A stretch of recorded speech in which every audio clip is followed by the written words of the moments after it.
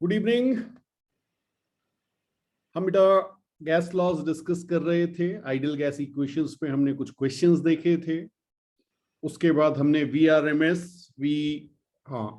Speed, average speed, most probable speed, ये हमने इस पे बेस्ड क्वेश्चन देखे थे, इनके फॉर्मूले देखे थे। इनमें से फर्स्ट, सेकंड, थर्ड जो थे ये हम लास्ट क्लास में इस पे बेस्ड क्वेश्चन जो लिखा हुआ है ये कर चुके थे। यस, अब हमें कैलकुलेट करना था डेंसिटी। अब देखिए कई बार क्या होता है, हमें एकदम से कुछ ये डेंसिटी दी गई है तो हम कॉमन सेंस भूल के वो जो इस चैप्टर के फॉर्मूले हम उनको याद करने लगते हैं। ठीक है, हाँ, अगर हम बिल्कुल बेसिक्स पे जाएं तो डेंसिटी क्या होता है? मास अपॉन वॉल्यूम। डेंसिटी क्या होता है? मास अपॉन वॉल्यूम। ठीक है, तो अगर हम मास कैलकुलेट कर लें, हाँ जी, मास कैलकुलेट कर लें तो हम डेंसिटी निकाल सकते हैं। ठीक है, तो बिल्कुल हम यहां पर फोर्थ ऑप्शन जो है, जो आपका होमवर्क था, आप जस्ट चेक कीजिएगा, मैं आपको दिखा रहा हूं। मैं यहां पे लिख सकता हूं density is equal to mass upon volume. बिल्कुल बिल्कुल बेसिक्स देखिए, कोई और चीज देखने की जरूरत ही नहीं होती। ठीक है, अब मास आपने कहा, मास कैसे मिलेगा? 4 मोल है आपके पास, तो आपने कहा 4 मल्टीप्लाइड बाय 4 इंटू 10⁻³ ये समझ में आया? हीलियम है 2He4, तो 4 ग्राम, ग्राम को आपने केजी में कन्वर्ट कर दिया। ठीक है, और आपको वॉल्यूम दिया हुआ है 1 मीटर क्यूब। आंसर आ गया बिल्कुल, तो ये आपका आ गया 16 इंटू 10⁻³ kg पर मीटर क्यूब। अब ये न जाने कब से आप ये डेंसिटी कैलकुलेट कर ले होंगे, लेकिन जब वो क्वेश्चन में आ जाती है तो कई बार, अरे सर समझ ही नहीं आ रहा कौन सा फॉर्मूला लगाएं, इतने सारे फॉर्मूले पढ़ लिए। अरे डेंसिटी पूछी है तो पहले तो कॉमन सेंस सोचो ना कि भाई डेंसिटी होता क्या? मास अपॉन वॉल्यूम। मास गिवन है, मोल्स दिए हुए हैं। ठीक, ओके। फिर नेक्स्ट क्या कैलकुलेट करना था? Fifth, total kinetic energy. Okay, total kinetic energy के लिए हमने आपको एक फॉर्मूला दिया था। हमने कहा था कोई भी टेम्परेचर T अगर केल्विन में है तो आपकी टोटल काइनेटिक एनर्जी होती थी 3/2 nRT। यही थी। अच्छा जी, अब यहां पे आपने लिखा 3/2 n कितना था? 4 मोल। बहुत बढ़िया, 4 आपने कहा। R की वैल्यू SI यूनिट है तो 25/3 ले लीजिए, वैसे 8.314 एग्जैक्ट रखना चाहें तो आप वो भी रख सकते हैं। मल्टीप्लाइड बाय टेम्परेचर, टेम्परेचर कितना दिया होगा? 400 केल्विन। ओके, 400 केल्विन, बिल्कुल, तो टेम्परेचर 400 केल्विन यहां पे रख दीजिए। बस अब आपको इसको सॉल्व करना है, और ये जो आपका आंसर आएगा ये जूल में आएगा क्योंकि हमने सब कुछ SI यूनिट पे लिया हुआ है। ओके, सॉल्व करेंगे तो 3 से 3 कैंसिल हो रहा है, 2 से ये 2 कैंसिल हो रहा है, 25 इंटू 400,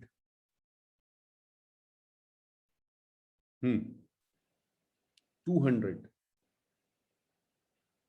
200 और 20, तो 2 इंटू 10⁻⁴ लिख दूं। 2 इंटू 10⁻⁴ जूल, ये आना चाहिए बेटा। चेक कर लो, चेक कर लो एक बार।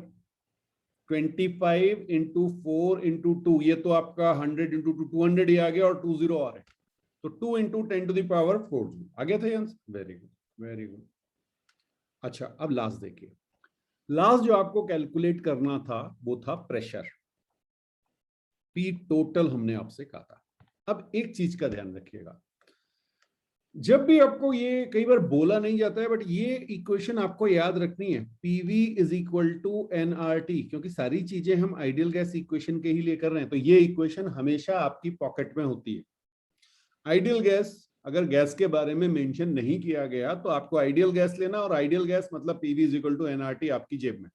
ठीक है, ओके, तो PV is equal to NRT आपने रखा। अब आपको क्या कैलकुलेट करना था? प्रेशर। देखिए यहां पे क्या होगा, आपने कहा काइनेटिक एनर्जी।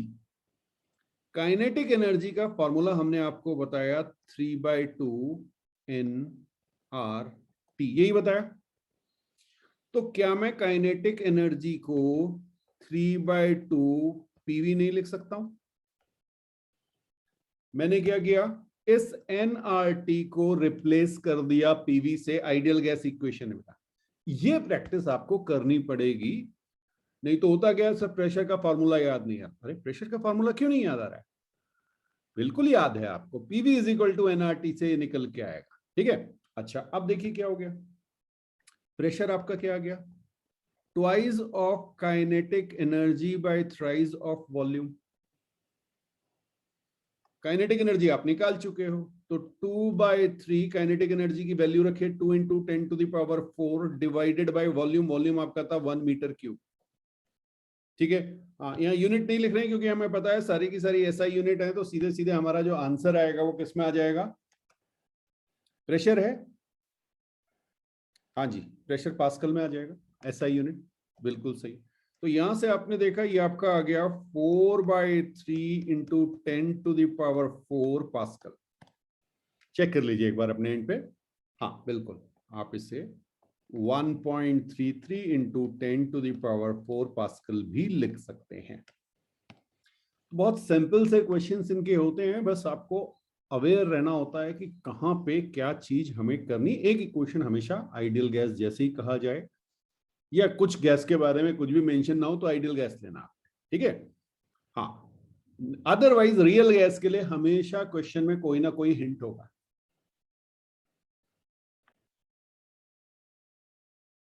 अब बेटा बात करेंगे kinetic theory of gases, KTG, और इसमें सबसे पहली चीज जो आती है वो है एजम्पशंस। तो एजम्पशंस किस चीज के, आइडियल गैस जब आप कहते हैं, ठीक है। तो हम अभी तक आइडियल गैस इक्वेशन भी पढ़ चुके हैं, सब कुछ हमने कर लिया, लेकिन तब हम कहते थे हाँ हम आपको आगे बताएंगे कि क्या होते हैं। तो जब भी आप किसी आइडियल गैस की बात करते हैं तो उसमें आप कुछ एजम्पशंस लेते हैं, ठीक। वो एजम्पशंस जो हैं वही यहाँ पे मेंशन किए गए, और ये इंपॉर्टेंट है, आपको पता होनी चाहिए, क्योंकि अगर इनमें से कोई भी एजम्पशन फॉलो नहीं हो रहा है तो फिर वो गैस रियल गैस की तरह बिहेव करेगी। तो फर्स्ट पॉइंट है, the actual volume of the gas molecules is negligible in comparison to the empty space between them and they are considered as point masses. ये हमने आपको पहले भी समझाया था कि सपोज हमारे पास कोई एक कंटेनर है, इस कंटेनर में जो हमारी गैसेस हैं वो पॉइंट मास की तरह, हम मतलब मॉलिक्यूल्स जो ना, गैस मॉलिक्यूल्स जो, उनको पॉइंट की तरह, उनका वॉल्यूम नेग्लिजिबल एज्यूम करेंगे, तभी हम इन्हें आइडियल गैस कहेंगे। इसका मतलब आपकी जो गैसेस हैं वो हाईली कंप्रेसिबल हैं। वॉल्यूम कम होने का मतलब क्या है, उनका वॉल्यूम नेग्लिजिबल होने का मतलब they are highly compressible, fine. तो सारी जो आपकी एजम्पशंस हैं वो जो आपके गैस लॉज हैं उनको फॉलो भी करेंगे, इसलिए ये एजम्पशंस बनाए गए। तो फर्स्ट पॉइंट में मुझे नहीं लगता कि किसी को डाउट होगा। सेकंड पॉइंट देखिएगा, there is no force of attraction between the particles of gas at ordinary temperature and pressure. So उनके बीच कोई भी attraction force नहीं होगा, because उनके बीच उनका साइज जो है वो बहुत छोटा है, नेग्लिजिबल है, और उनके बीच रिलेटिव डिस्टेंस जो है वो काफी ज्यादा है, तो वो कोलाइड करेंगे, जब मूव करेंगे तो कोलाइड करेंगे। लेकिन जो उनके बीच फोर्स ऑफ अट्रैक्शन थे, जिनको हमने शुरुआत में पढ़ा था, याद आया, लंदन फोर्सेस और डिफरेंट डिफरेंट फोर्सेस हमने पढ़े थे, यस, वो कोई फोर्सेस नहीं होंगे। तो अगर कोई v स्पीड से जा रहा है तो कोई उसकी स्पीड को कम नहीं करेगा, वो जाके कोलाइड करेगा, कोलिजन के बाद उसकी स्पीड में चेंज आए, that's a different story.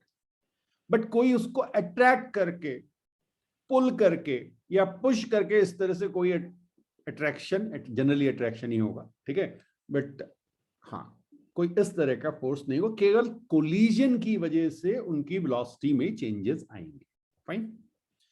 Third point है, particles of a gas are always in constant and random motion. सारे के सारे पार्टिकल मूव कर रहे होंगे, रेस्ट पे नहीं होंगे। और ये चीज आपकी ये भी बताती है कि गैस जो होती है उसका कोई फिक्स्ड शेप या साइज नहीं होता। अगर सारे के सारे पार्टिकल रेस्ट पे होते गैस के, तो फिर अगर वो मूव नहीं कर रहे होते तो उनका फिक्स शेप और फिक्स साइज होना चाहिए था, बट वो नहीं होता है। तो ये अजम्पशन यहाँ पे इस वे में रिलेट होगा, ठीक है। particles of gas move in all possible direction in a straight line during their motion may collide with other particles and walls of container. तो बिल्कुल वो पार्टिकल जब भी मूव करेंगे, सपोज आपके पास एक पार्टिकल है, ये पार्टिकल इधर जा रहा है, सामने एक और पार्टिकल है, इसके साथ ये कोलाइड कर सकता है, बिल्कुल कोलाइड कर सकता है। कोई वॉल आ गई, कंटेनर की वॉल आ गई, उसके साथ भी कोलाइड कर सकता है। फाइन, कोलाइड करेगा तो उसकी डायरेक्शन में चेंज आ सकता है, बट वो कोलिजन की वजह से होगा और बिल्कुल रैंडम मोशन होगा। कोई फिक्स ऐसा नहीं कि सबके सब एक्स एक्सिस पे जा रहे हैं, नहीं, एक्स एक्सिस पे जा रहे हैं तो वाई पे भी जाएंगे और जेड पे भी जाएंगे, और किसी भी डायरेक्शन में इक्वी प्रोबेबल होंगे। सबकी प्रोबेबिलिटी, अगर एक्स में जाने की आप कह रहे हैं कि लेट्स से 1% चांसेस हैं, तो y में भी 1% होंगे, z में भी 1% होंगे। जितनी डायरेक्शन आप अज्यूम करेंगे सब पे इक्वी प्रोबेबल होंगे। फाइन, हाँ जी। इसके बाद नेक्स्ट जो पॉइंट है, that is fifth point, collisions of gas molecules are perfectly elastic. इसका मतलब उसमें कोई भी एनर्जी का लॉस नहीं होगा। इंटरचेंज हो सकती है, एक मॉलिक्यूल से दूसरे मॉलिक्यूल को जा सकती है, लेकिन टोटल एनर्जी जो हमने क्या कहा था कुछ टाइम पहले हमने बात की, kinetic energy is equal to 3/2 nRT। ये किस पे डिपेंडेंट है? टेम्परेचर पे और मोल्स पे। फाइन, इनका और किसी के साथ कोई रिलेशन है ही नहीं। हाँ जी, ये क्लियर हुआ? ओके, 6 पॉइंट है, at any particular time different particles in the gas have different speeds and hence different kinetic energies which go on changing constantly। अभी थोड़ी देर पहले मैं ये बात कर रहा था आपसे कि वो आपस में एनर्जी को इंटरचेंज कर सकते हैं।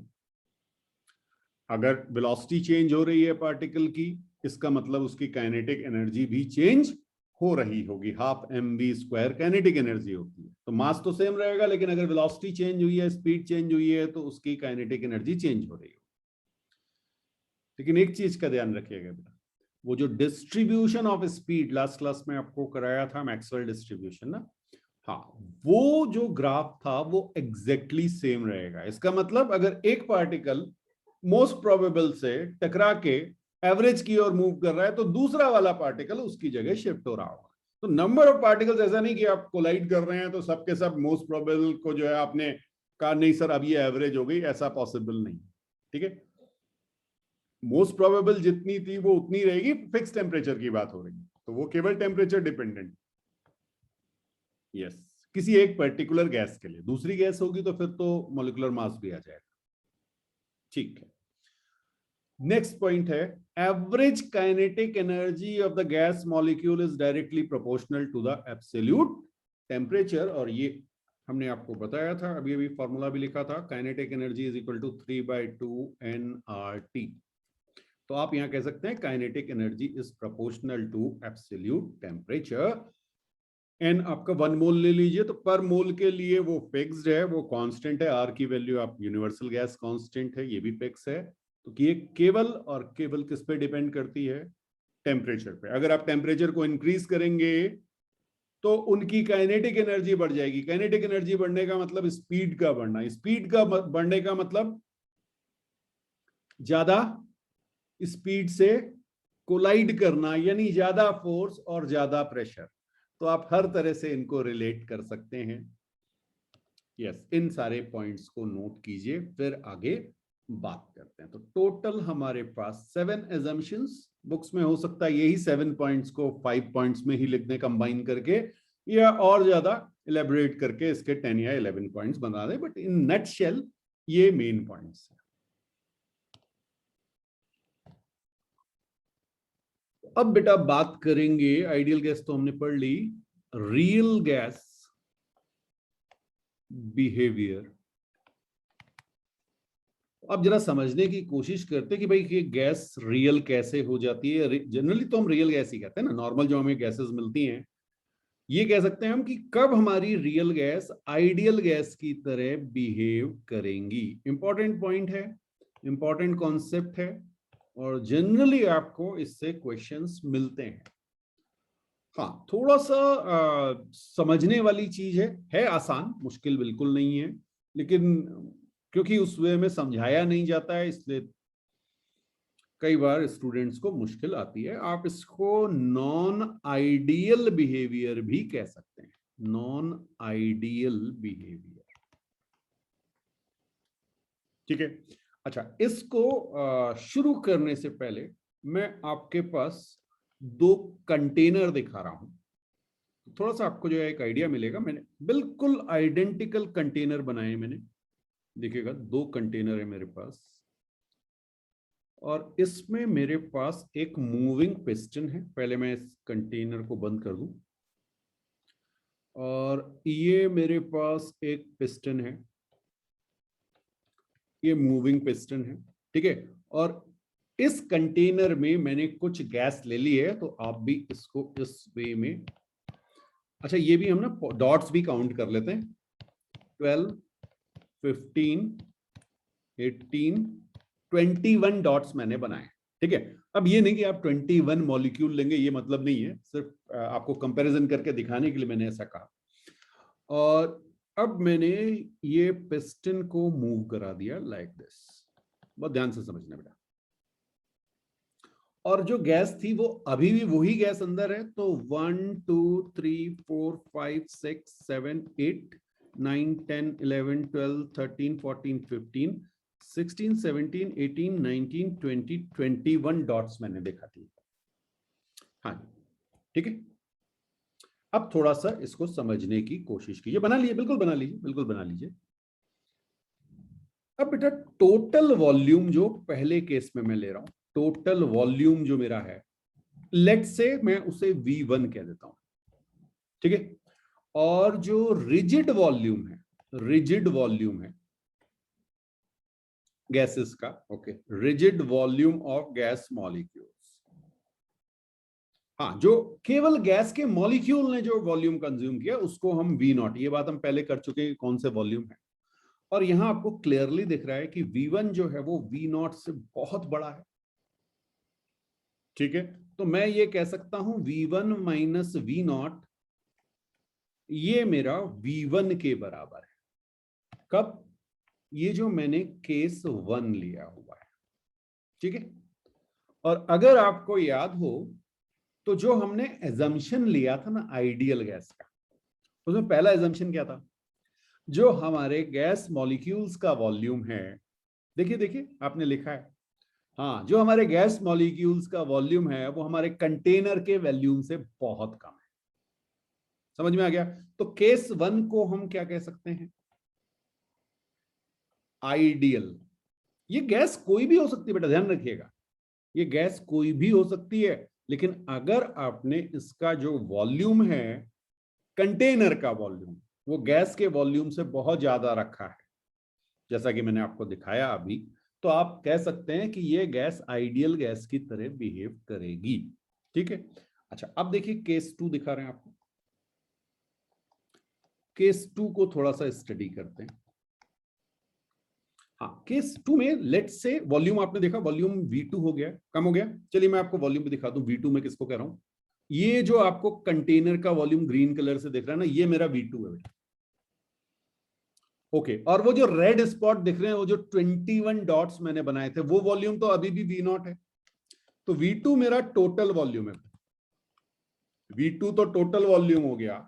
और ये rigid volume of gas molecules V0।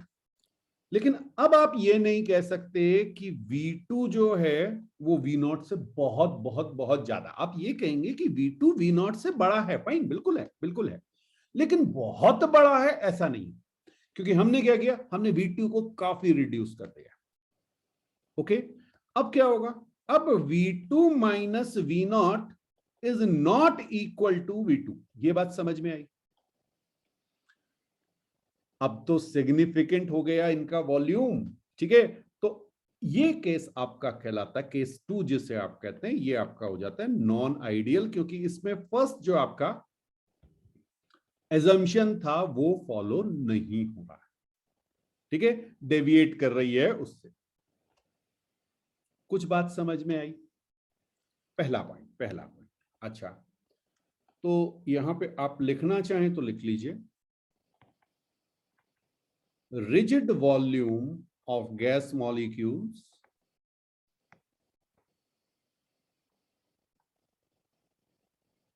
may not be negligible for all conditions. और ऑल केसेस कह सकते हैं, जैसे यहां पे हमने केस 2 ले लिया ना, और ऑल केसेस, तो सारे के सारे केसेस में हम ये नहीं कह सकते कि हमारी जो गैस है उसका जो रिजिड गैस मॉलिक्यूल्स का वॉल्यूम है ना, rigid volume of gas molecules जो है वो हमारा टोटल कंटेनर के वॉल्यूम से हमेशा कम होगा, ये हम नहीं कह सकते। अगर है तो हम आइडियल गैस कह देंगे, अगर बहुत कम है तो हम आइडियल गैस कह देंगे, लेकिन हर केस में बहुत कम होगा ये जरूरी नहीं है। ठीक है, ओके, आप एग्जाम्पल लिख सकते हैं, एग्जाम्पल केस 2। ये जो मैंने 2 एग्जाम्पल आपको लिख के दिखाए वो इसीलिए दिखाए थे। अच्छा, अब सोचिए, देखिए उन मॉलिक्यूल्स को देखिए, वो ग्रीन कलर में जो आपको मॉलिक्यूल्स दिख रहे हैं रेड कलर के, बेटा जब ये इतनी क्लोज होंगे 2 मॉलिक्यूल, चलिए मैं इसको इनलार्ज करके आपको दिखाता हूँ, ये देखिए, जब ये मॉलिक्यूल्स आपको इस तरह दिख रहे होंगे तो इनके बीच कुछ ना कुछ अट्रैक्टिव फोर्स भी तो होगा, क्योंकि इनके बीच का जो डिस्टेंस है वो कम हो चुका है, तो अब इनके बीच कुछ अट्रैक्टिव फोर्स भी हो जाएगा, यानी सेकंड कंडीशन जो ली थी हमने आइडियल गैस की वो भी वायलेट होने लगेगी।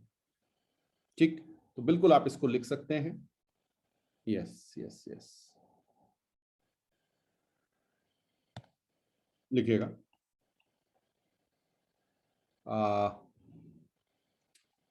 molecules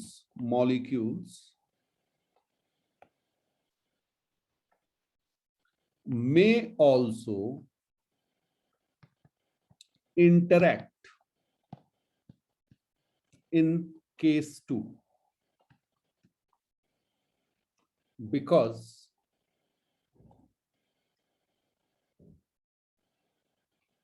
molecules are much closer in case 2। बात समझ में आई? भाई पास पास आ गए तो इंटरेक्ट भी होंगे, और आपकी 2 जो मेन एजम्पशंस थे केटीजी के, फर्स्ट और सेकंड, वो दोनों वायलेट हो।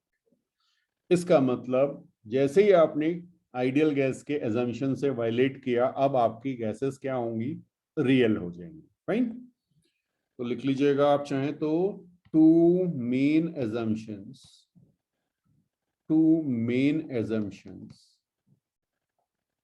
of KTG violated if volume of container is not much higher। अब मच हायर आपको समझ में आ रहा है मैं किसके साथ कंपेयर कर रहा हूं? ठीक है,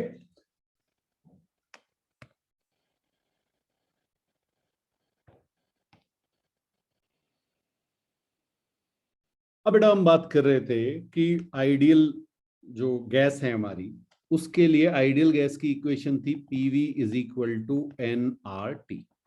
ठीक है, अब अगर मैं मान लीजिए T को कांस्टेंट रख दूं, अगर मैंने टेम्परेचर को कांस्टेंट रख दिया तो मेरा P इंटू V कैसा आना चाहिए?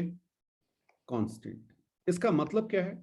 अगर मैं प्रेशर को इंक्रीज करूंगा तो जितना मैं प्रेशर इंक्रीज करूंगा वॉल्यूम उसी रेशियो में रिड्यूस हो जाएगा, या अगर मैं प्रेशर को रिड्यूस करूंगा तो वॉल्यूम उसी रेशियो में इंक्रीज हो जाएगा। ये बात समझ में आई? अच्छा, यहीं पर एक ग्राफ हमने आपसे डिस्कस किया था, अभी मैं एक और ग्राफ आपको बोल रहा हूं। मान लीजिए मैंने आपसे कहा पीवी वर्सेस पी का ग्राफ बना दीजिए for ideal gas, PV versus P का ग्राफ बना दीजिए फॉर आइडियल गैस। समझिएगा बेटा, हाँ, at constant temperature, at constant T, कोई एक फिक्स टेम्परेचर ले लिया, सपोज आपने 300 केल्विन ले लिया रूम टेम्परेचर, इसमें कोई आइडियल गैस आपके पास है, एक कंटेनर में रखी हुई है, आपने टी को फिक्स किया, नंबर ऑफ गैस जो है वो फिक्स कर दी, आपके पास एक पिस्टन है, आप उस पिस्टन को मूव करा रहे हैं। तो पहले आपको आइडियल गैस एज्यूम करनी है, सपोज आप इसको मूव करा रहे हैं अप डाउन, ठीक है। तो ये पीवी वर्सेस पी का ग्राफ कैसा आएगा? हाँ, पीवी वर्सेस पी का ग्राफ बेटा स्ट्रेट लाइन आएगा। क्यों? यही तो ब्यूटी है। आइडियल गैस के लिए ये ग्राफ स्ट्रेट लाइन आएगा क्योंकि पीवी तो कांस्टेंट है। यहां देखो ना, PV is equal to constant, आप ही ने तो लिखा है। आप पी को चेंज करोगे, वॉल्यूम उसी रेशियो में चेंज होके आपको स्ट्रेट लाइन देगा। हाँ, इसका मतलब क्या है? सपोज आपने यहां पर लेट्स से ये आपने 1 एटीएम रखा है, तो आपके पास कुछ पीवी आया, आप 2 एटीएम कर दोगे तो भी आपके पास सेम पीवी की वैल्यू आएगी, बिकॉज वॉल्यूम उसी रेशियो में रिड्यूस हो गया होगा। कुछ बात समझ में आई? तो ये किसके लिए होता है? आइडियल गैस के लिए। लेकिन रियल गैस इससे वेरी करने लगती है। यस, तो कुछ मैं आपको ग्राफ्स दिखा रहा हूं। अब ये आपको पीवी वर्सेस पी का रियल गैस के लिए और आइडियल गैस के लिए एक ग्राफ दिया गया है, ठीक है। यहां पे आप देख रहे हैं आइडियल गैस, जब मैंने कहा तो आइडियल गैस तो बिल्कुल स्ट्रेट लाइन चला गया। क्यों? Because PV is equal to constant. But जब आप बात करते हैं CO की, CH4 की, H2 की, हीलियम की, आपको डिफरेंट डिफरेंट गैसेस दिख रही होंगी, ठीक है। तो आप क्लियरली देख सकते हैं कि ये ग्राफ स्ट्रेट लाइन नहीं आते। यस, बिकॉज ये आइडियल गैस नहीं है। ये ग्राफ इससे डेविएट कर रहे हैं। समझ में आया?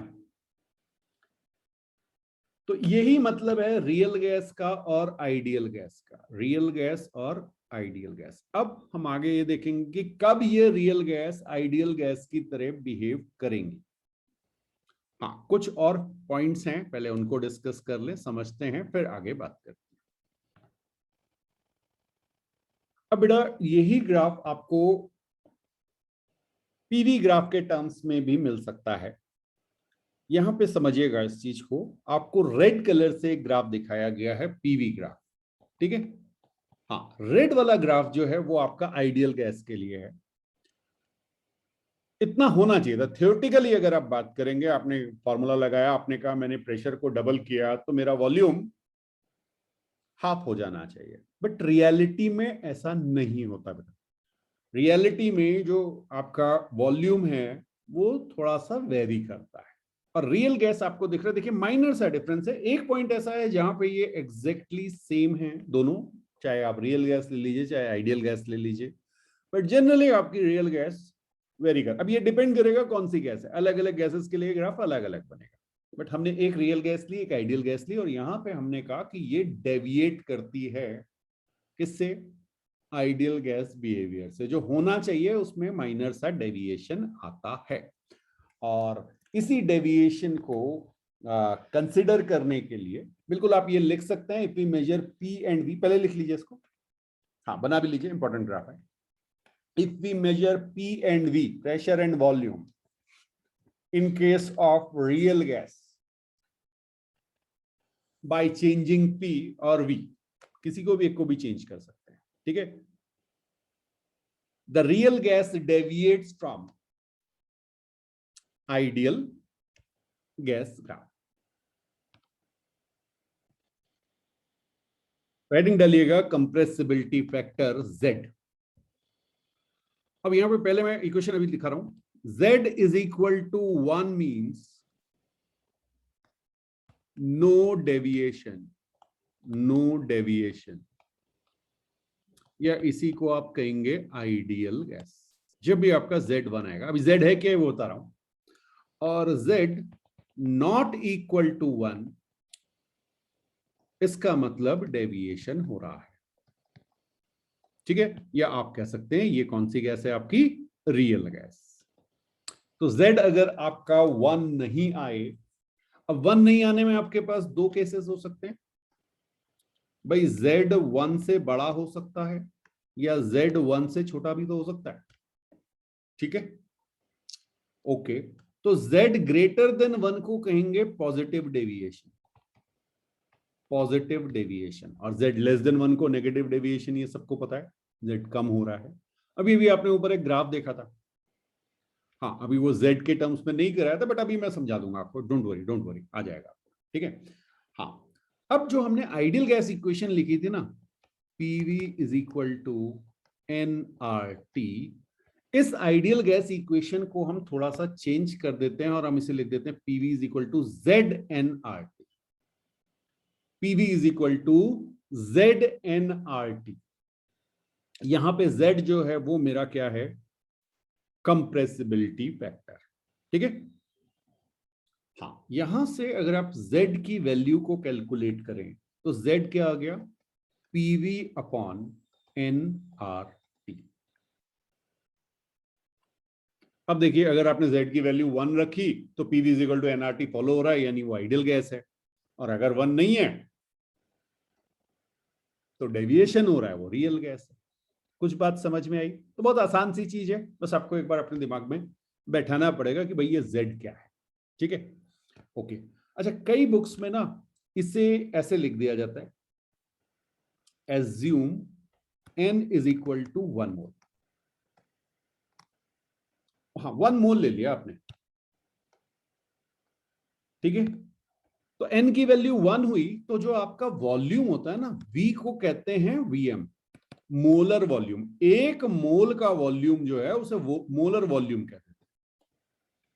पढ़ा ना, एक मोल का वॉल्यूम STP और ये सब पढ़ा था ना हमने, फिक्स होता है किसी भी टेम्परेचर पे और प्रेशर पे, वो फिक्स होगा हर गैस के लिए। हाँ, जब आइडियल गैस की बात करेंगे, यस। तो n इज इक्वल टू 1 मोल, तो V इज इक्वल टू हमने क्या कहा, Vm, यानी Z आपका क्या हो गया, P Vm बाई RT। मैं चाहूंगा आप Z is equal to PV by NRT याद करें, बट कुछ बुक्स में हो सकता है ये भी आपको मिले, तो ये भी यूज में आता है। कहीं पे Vm मिल जाए तो घबराइएगा मत कि सर ये Vm कहां से आ गया, ठीक है। ओके, अब जरा सी ध्यान से समझना, मैंने आपसे क्या कहा, Z is equal to PV by NRT, ये होता है। अच्छा, यहां पर V कैसा, आइडियल गैस के लिए क्या था, PV ideal is equal to NRT, ये था, और ये तो आपका रियल है ना। कुछ बात समझ में आई? तो P बाय NRT क्या हो गया, P by NRT is equal to ideal volume. तो बेटा आपने Z क्या कहा, कंप्रेसिबिलिटी फैक्टर को समझा रहा हूं, एक्चुअल में Z आपने कहा V real upon V ideal. अगर आपने आइडियल गैस मानी तो वॉल्यूम क्या था, और रियल गैस मानी तो वॉल्यूम क्या था, इन दोनों का जो रेशियो है उसी को आप कहते हैं Z, that is compressibility factor. Okay, अच्छा एक बात बताओ मुझे, क्या मोलर मास में चेंज आएगा? मास क्या किसी चीज के साथ रिलेट होता है? टेम्परेचर डिपेंडेंट नहीं होता, मास तो इंडिपेंडेंट होता है ना, ठीक है। तो आप यहां पे क्या लिख सकते हो, Z इज इक्वल टू, ये भी कई बार पूछ लेते हैं, ideal density by real density. क्यों? मास अपॉन वॉल्यूम कर दोगे, ठीक। तो Z के लिए ये दो पॉइंट इंपॉर्टेंट हैं, ध्यान रखना, ये दोनों आपको इस वे में मिल सकते हैं। पूछा जा सकता है कि Z होता क्या, भाई Z समझो तो पहले। तो Z क्या है, real volume by ideal volume. जब भी रियल गैस होगी तो या तो वो कुछ कंप्रेस हो गई होगी, है ना कुछ कंप्रेसिबिलिटी आएगी, वही जो हम कह रहे हैं कि वॉल्यूम जो है वो, उसके घूमने की जो जगह है वो थोड़ी कम हो गई होगी। तो वो इफेक्ट कितना पड़ेगा उसी को हम आगे देखेंगे। और इसमें जो एक बहुत बड़ा नाम है वो है van der Waals equation of state. Scientist थे वॉन डर वाल। तो इनकी जो इक्वेशन इन्होंने दी, van der Waals equation of state इसे कहा जाता है। हाँ बिल्कुल, PV is equal to Z N R T, जैसे हमने कहा वैसे ही इन्होंने कहा कि भाई एक्चुअल में क्या होता है, आपका प्रेशर थोड़ा सा रियलिटी में चेंज हो जाता है, पी प्लस डेल्टा टी, और आपका वॉल्यूम जो है वो थोड़ा कम हो जाता है, और ये आपका हो जाता है एन आर टी। थोड़ा समझना, जो हम PV is equal to N R T लिखते थे, अब हमने क्या किया, प्रेशर को पी प्लस डेल्टा पी लिखा, V minus delta V volume को लिखा है, और एन आर टी। ठीक है, अब जरा समझना इसको कि ये है क्या। यहां डेल्टा पी क्या है मेरा, that is pressure correction term. Van der Waals ने क्या किया, उन्होंने कहा भाई प्रेशर आपका थोड़ा चेंज हो रहा है, अभी क्यों चेंज हो रहा है वो समझाता हूं। आपकी आइडियल गैस में कोई इंटरेक्शन नहीं था, समझना बेटा, ये आपके पास, ये अभी मैं वॉल ले रहा हूं, और ये मेरे पास एक मॉलिक्यूल है, ठीक, ये मॉलिक्यूल किसी स्पीड से जा रहा है, वॉल के साथ कोलाइड करेगा, कोलाइड करने के बाद वापस आएगा, तो ये एक फोर्स लगाएगा, लेट से इसकी स्पीड v है। कुछ बात समझ में आई, ये जाके टकराएगा, टकराने के बाद वापस आएगा, तो मैंने कहा आपसे कुछ स्पीड v है, ओके। इस v की वजह से चेंज इन मोमेंटम होगा, चेंज इन मोमेंटम है तो फोर्स आएगा, फोर्स है तो प्रेशर आएगा, कुछ प्रेशर आया, लेट से p, ओके। आइडियल आपने इसे कह दिया, आइडियल कंडीशन से। अब क्या हुआ, आपके पास यहां पे कुछ मॉलिक्यूल्स आ गए, रियल गैस की बात कर रहा हूं, इन्होंने इसको अपनी ओर पुल करना शुरू किया, तो आपका v क्या होगा, रिड्यूस हो जाएगा। अरे आप आगे जा रहे हो, फ्रीली जा रहे थे तो भाग रहे थे आगे, अब कोई पीछे से आपको खींच रहा है, तो आपकी स्पीड पे क्या होगा, रिडक्शन हो जाएगा, आपकी स्पीड थोड़ी कम हो जाएगी। जैसे ही आपकी स्पीड कम हुई, आपका मोमेंटम कम हुआ, मोमेंटम कम हुआ तो फोर्स कम लगा, फोर्स कम लगा तो प्रेशर भी कम हो गया। कहानी समझ में आई, तो आप यहां पर लिख सकते हैं P real is equal to P ideal minus delta P। कुछ बात समझ में आई, तो एक्चुअल में मैंने क्या कहा, अगर ऐसा है तो P आइडियल हमेशा क्या होगा, रियल के साथ थोड़ा सा प्रेशर ऐड कर दिया। क्लियर है, तो इसी टर्म को मैंने यहां पे लिखा है P प्लस डेल्टा P, हाँ आपको दिखाने के लिए, बट एक्चुअली ये सजेशन किसका था, वंडरवॉल साहब का, मेरा सजेशन नहीं था। हाँ, मैं तो आपको बता रहा हूं कि ऐसा लिखा गया, ठीक है।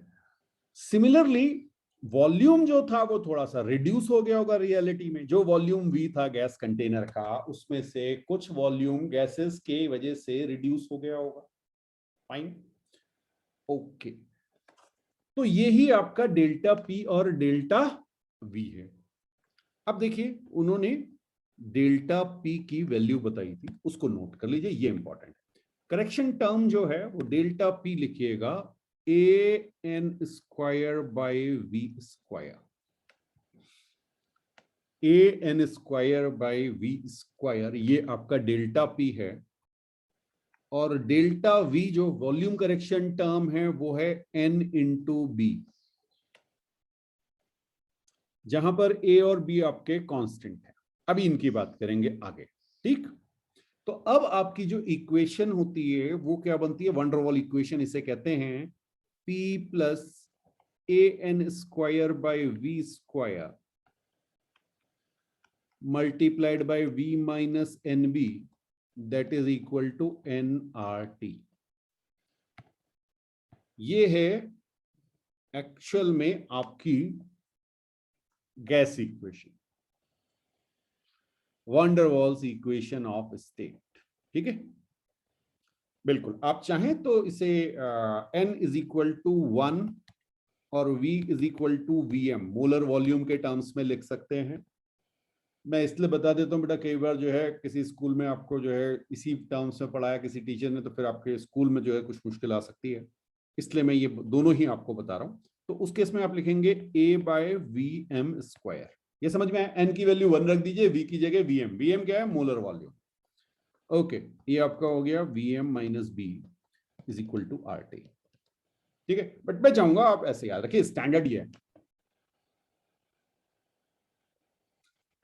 अब इसमें कुछ मैथमेटिकल कैलकुलेशन किए गए। ठीक है, मैं बहुत ज्यादा डिटेल में उस पर नहीं जा रहा हूं, बट उसको कहा जाता है, एनसीईआरटी में नहीं दिया हुआ ये, बट जनरली कई बार कंपटीशंस वगैरह में पूछ लिया जाता है। सो इसको कहते हैं virial form of van der Waals equations.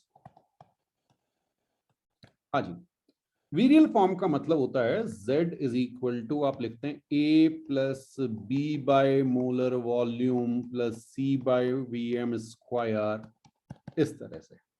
ठीक है, इसलिए एक्चुअली वीएम के टर्म्स में इसे लिखाया जाता है, बट क्योंकि एनसीईआरटी में नहीं दिया हुआ है इसलिए कई बार जो है स्टूडेंट्स को मुश्किल आती है। अब जरा सी समझिएगा, मैंने इसको क्या लिखा, p प्लस, बहुत सिंपल है वैसे, बिल्कुल मुश्किल होनी नहीं चाहिए, p plus a by V M square is equal to R T by V M minus B. Actually इसका डेरिवेशन इतना इंपॉर्टेंट नहीं है जितना इसका रिजल्ट इंपॉर्टेंट है। ठीक है, डेरिवेशन मैं आपको करा दे रहा हूं, लेकिन आपको जो है इसका रिजल्ट याद रखना है तो आपका काम चल जाएगा। हाँ, डेरिवेशन तो कहीं नहीं पूछा जाएगा, बट कहां से आया कई बार क्यूरियोसिटी रहती है, इसलिए मैं आपको ये लिखा दे रहा हूं, a by V M square. ये सबको समझ में आया? मैंने अपने प्रेशर को इस वे में लिख दिया। अच्छा, अब आपको पता है z, हमने अभी अभी आपसे कहा था p V M by R T, यही आया था। देखिए P V upon N R T आया था, उसको मैंने P V M by R T लिख दिया। तो यहां से अगर मैं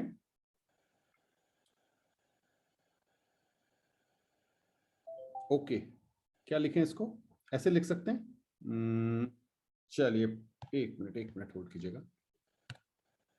मैंने क्या किया, V M by R T यहां पे लिखा, और R T by V M minus B minus A by V M square, ऐसे लिख दूं, लिख सकता हूं, चेक कर लीजिएगा। ओके, अब इसको हम एक्सपेंड कर दें, क्योंकि हमें इंटरेस्ट है ये z निकालने में। ये z टेम्परेचर पे, वीएम पे किस तरह से डिपेंड करेगा। ठीक है, हाँ, तो अब यहां पे हम देखेंगे कि ये हमारे पास, ओके, इसको हम मल्टीप्लाई कर रहे हैं तो ये हमें क्या मिलेगा, V M upon V M minus B, minus इसको अंदर ले जाते हैं तो ये हमें मिल जाएगा ए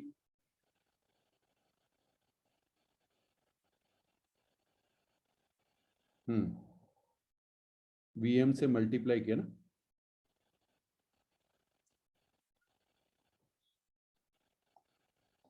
ए V M by R T V M square, कुछ ऐसा बन रहा है क्या, चेक करो।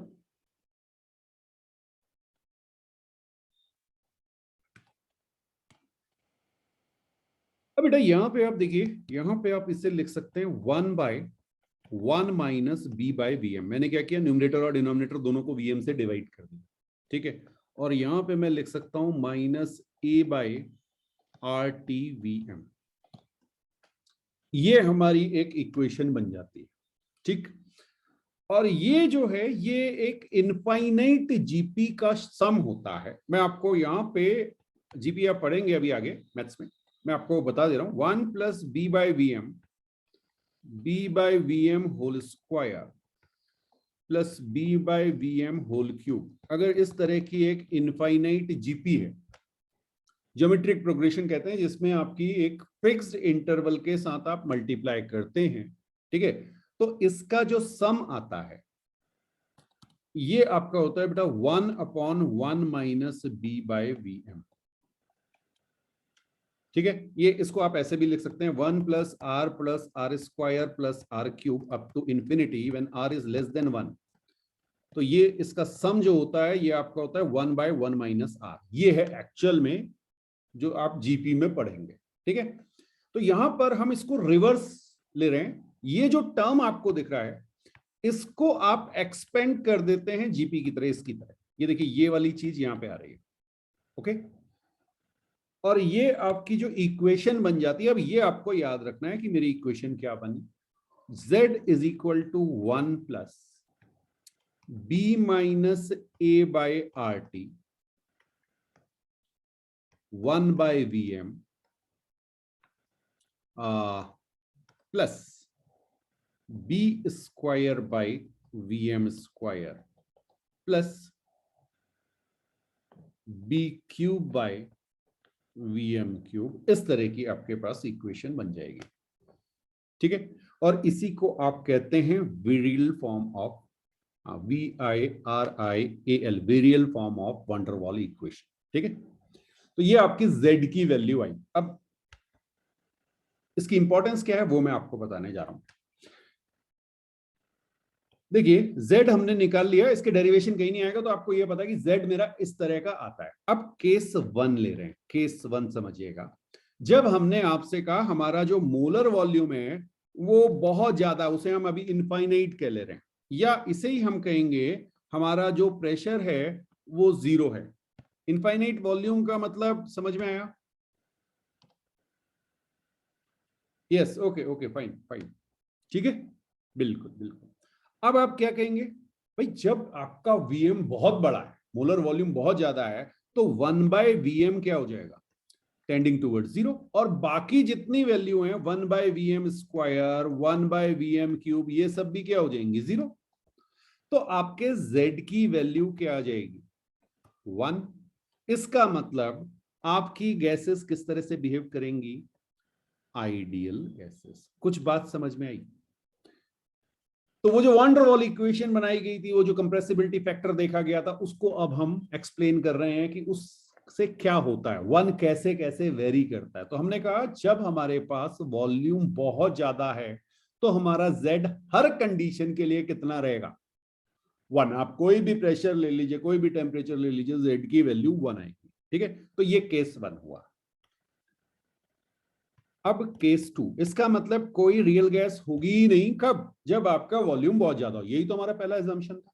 ठीक, अब केस 2 की बात करते हैं। अब हमने कहा कि भाई प्रेशर जो है हमारा वो लो है, वेरी वेरी लो नहीं है, लो है।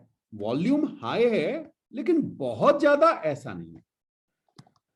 ठीक, तो अब आप कहेंगे कि Vm is high, molar volume आपका हाई होगा। हाई होने से क्या होगा जरा समझते हैं। अब बेटा आपका जो 1/Vm है ये स्मॉल हो जाएगा लेकिन सिग्निफिकेंट हो जाएगा। ठीक, जबकि बाकी सारी वैल्यूज जो है 1/Vm स्क्वायर, 1/Vm क्यूब, ये सब वैल्यूज जो हैं ये आपकी ऑलमोस्ट 0। ये समझ में आ रहा है? Vm जितना बड़ा होगा, मान लीजिए बहुत बड़ा इनफाइनाइट है, तो 1/Vm भी 0 हो जाएगा। लेकिन अगर आपने कहा कि वेरी हाई है, तो 1/Vm मान लीजिए 1000 कह रहे हो आप, तो 1/1000 तो आ रहा है ना। हाँ, 1/1000 स्क्वायर क्या हो गया? 0.0000, 6 जीरो लगेंगे, यस, डेसिमल जो है 6 पॉइंट तक शिफ्ट हो जाएगा। यस, क्यूब करने में 9 पॉइंट तक शिफ्ट होगा। लेकिन ये वाला जो है ये कुछ सिग्निफिकेंट हो जाएगा। ठीक, तो अब आपका Z की वैल्यू क्या आ जाएगी? 1 plus B minus A/RT into 1/Vm। कुछ समझ आया? Z is equal to 1 plus B minus A/RT 1/Vm। ठीक है, अब जरा समझते हैं। पहला केस हम ले रहे हैं। हाँ, अब 3 केसेस आएंगे। मैंने आपसे कहा B माइनस A/RT जो है वो मेरा 0 से बड़ा है। कुछ भी हो सकता है B और A, तो अभी मैंने आपको कुछ बताया ही नहीं कि ये होते क्या है। तो मैंने आपसे कहा B is greater then A/RT। Okay, तो B minus A/RT greater than 0 हो जाएगा। यहां से आप कह सकते हैं T ग्रेटर देन A/RB। जरा चेक करो, ये आ रहा है? अगर ऐसा है तो आपका Z 1 से बड़ा होगा, बिकॉज ये जो आपके पास B माइनस A/RT टर्म है ये आपका पॉजिटिव हो गया बेटा। ठीक, सारा खेल इसी का है। ओके, अब देखिए सेकंड केस ले रहे हैं। सेकंड मैंने आपसे कहा ऐसा भी तो हो सकता है कि B माइनस A/RT क्या हो जाए? 0 हो जाए। अगर ये 0 हो जा रहा है इसका मतलब T इज इक्वल टू क्या जाएगा? A/RB। T is equal to A/RB, और ये आपका क्या कहेगा? Z is equal to 1। कुछ समझ में आया? अच्छा जी, और थर्ड केस क्या होगा, b minus A by R T की वैल्यू मेरी लेस हो जाए। अभी मैंने आपको ये नहीं बताया ये बी ए आर क्या क्या है, ठीक। हाँ, तो यहां से मैंने आपसे कहा कि t less than A by R B, अगर ऐसा हो गया तो मेरा z क्या हो जाएगा, मेरा z लेस देन 1 हो जाएगा, ठीक है। और ये बात हम पहले कर चुके हैं कि z ग्रेटर देन 1 का मतलब पॉजिटिव डेविएशन, इक्वल टू 1 का मतलब आइडियल गैस, नो डेविएशन भी आप कह सकते हैं, यस आइडियल गैस या no deviation from ideal gas, और यहां पे आपका नेगेटिव डेविएशन। कुछ बात समझ में आई, ठीक है।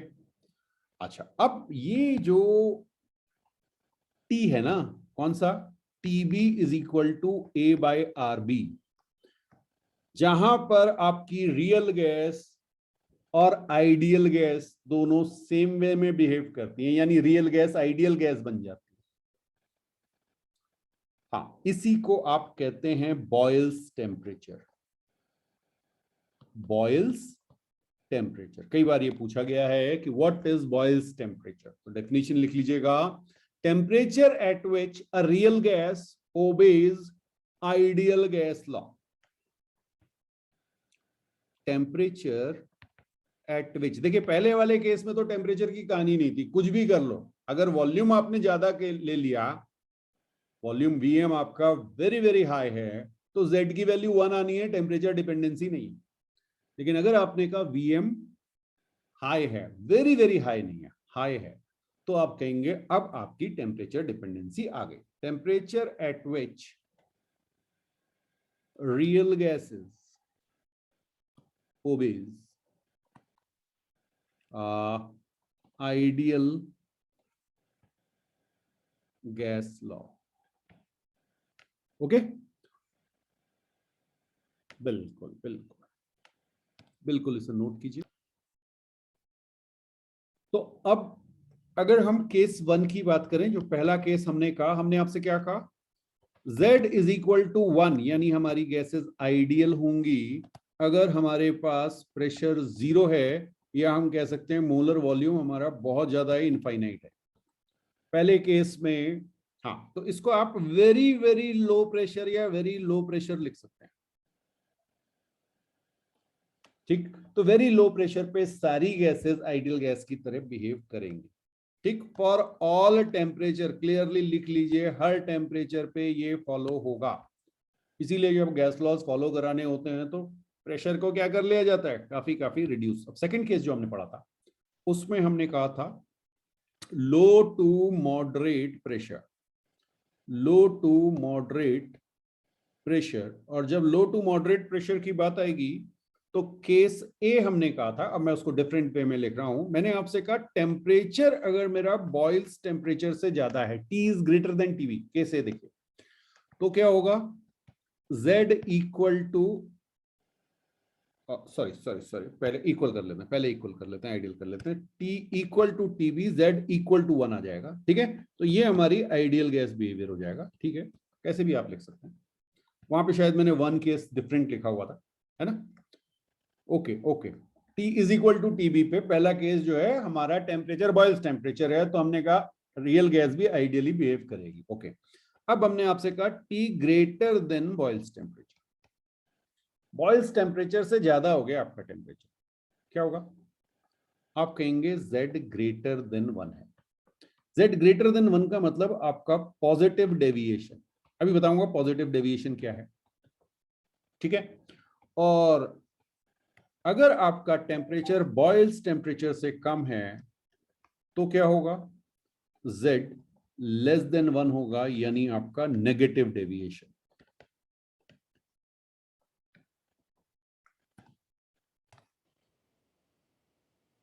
अब बेटा इस ग्राफ को देखिए, यहां पर अगर आप पहले आइडियल गैस वाला देख लेते हैं, ठीक है। मैं ब्लू कलर से आपको दिखा रहा हूं, ये हमारी आइडियल गैस हो गई, ठीक है। यहां पे Z की वैल्यू 1 है। अब जरा सी बात करेंगे किसी और गैस की, ओके। पहले जो है H2 को ले लें, ओके H2, जरा H2 को देखिए, रेड कलर से आपको दिखाया हुआ है 1 से ये सीधे चला गया, ये Z की वैल्यू क्या है, 1 से ज्यादा है। Z की वैल्यू 1 से ज्यादा है, डेविएशन कैसा होगा बता सकते हैं? Positive deviation. समझ में आ रहा है? अब कब है? हमेशा है। पॉजिटिव डेविएशन हमेशा है। ओके, यानी आप टेम्परेचर बता सकते हैं? T greater than boils temperature होगा, ऊपर लिखा हुआ है। Z अगर 1 से बड़ा है तो T is greater then TB, यानी आपका टेम्परेचर जो है वो बॉयल्स टेम्परेचर से ज्यादा होगा हर केस के लिए। देख रहे हैं आप?